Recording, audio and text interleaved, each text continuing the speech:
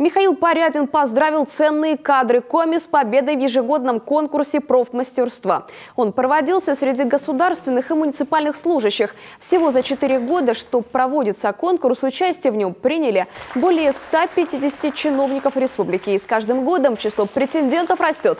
В этот раз дипломами призеров и победителей наградили 21 участника. Очевидно, что с каждым годом растет уровень компетенции конкурсантов.